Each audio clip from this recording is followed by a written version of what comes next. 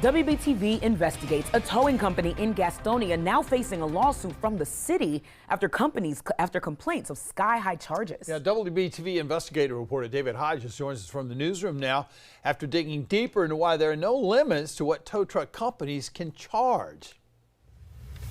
Jack's Towing and Recovery came under fire online after several cars were towed from lots near Fuse Ballpark during Unite Gaston 2026, a prayer and worship event. One customer, Audra Klein, posted a bill showing her teenage daughter was charged nearly $1,200 to get the car back.